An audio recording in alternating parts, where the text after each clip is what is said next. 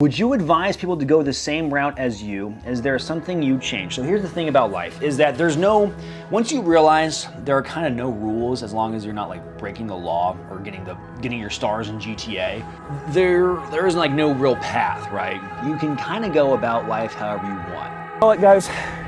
Your parents aren't always going to know what's best for you. There's going to be times where you're going to find opportunities that they're not going to understand because they're too old or out of touch. So it's important to listen to your parents and to understand the concern that they have for you and their wisdom. But if a good opportunity comes along and you're able to research it and you believe that it fits in with your life, it might be a little scary at the time, but it might just be worth it. Because you can get the grades and the money or whatever it is that other people will think that you're a success for, but if you don't think you're a success, then you're not a success, then it was pointless all this time. So either you need to go have an awkward conversation with your parents soon, or you'll still have one 20 years from now when you feel like you've wasted your life.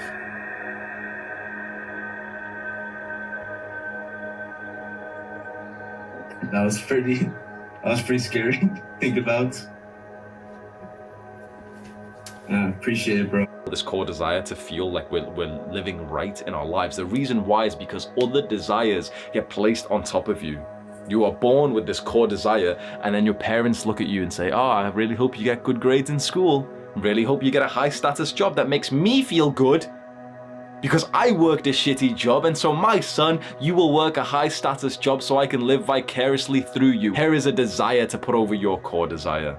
Then your teachers, here's more desires. Then the news, then the TV shows, here's more desires, here's more desires. Put that over your one that you were meant to fulfill. By the time you're 10 years old, you've got hundreds of desires, these concentric circles. Yours is right in the middle, right there at the core.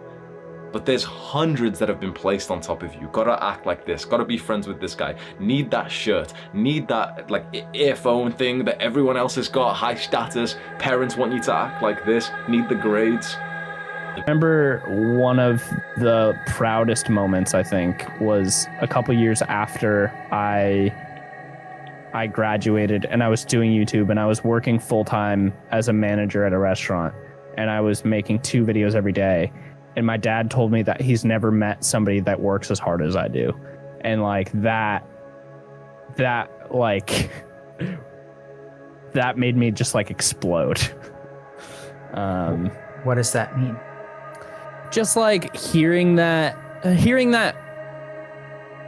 one at all after I just kind of felt like I was a fuck up for a really long time because I wasn't traditionally doing well because I got shitty grades and I didn't participate in school, and hearing somebody be like, seeing somebody recognize how hard I worked, and especially that being my dad.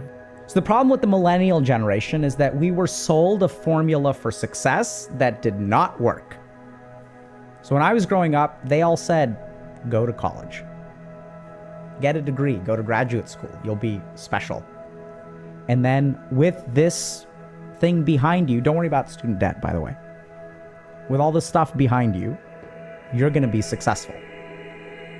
But what had happened is everyone had sort of figured out, at least in the US, that everyone's going to college and everyone's taken out loans. And 18-year-olds don't understand the value of a dollar. So we're just going to keep on jacking up loans and education prices and loans and education prices. And they even passed legislation in the United States that you cannot declare bankruptcy and get rid of your student loans. Corporate malfeasance, you ran your bank into the ground, you can declare bankruptcy. Commercial real estate, you can wipe that debt clean, baby. Let's go. You can wipe all the debt clean you want, except for student loans. That's the one thing we're going to saddle you with no matter what. And so this generation, my generation, got screwed. I'm one of the lucky ones, right? Because my parents had enough resources to get me through things. And then the next generation, y'all were like, hey, the generation above us is like SOL. We mentally checked out. And now there's this existential nihilism. We even have a word for it. There's a class of people who embrace it. Doomers. These people are so common that we gave them a word. They're the doomers. Because here's what happened is that like all the stuff that was supposed to work doesn't work. And so now each and every person out there is struggling to figure out, how do I navigate the world? And by the way, it's scary because like there are parts of it that are falling apart.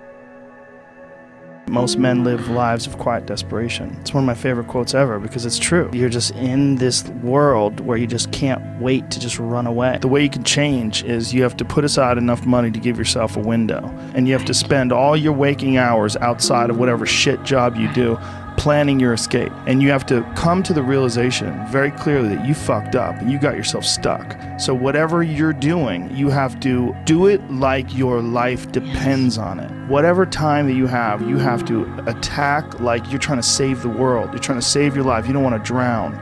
That 1.5 hours a day that you have better be caffeinated and motivated. You got to go. You got to get after it. And you got to have discipline. The opportunity takes place usually when you're young and you don't have any responsibility. That's when you have your options. You have to take a path that's dangerous. And most people want to take the safe path. And the safe path leaves you stuck in quiet desperation. Almost every time. It's hell.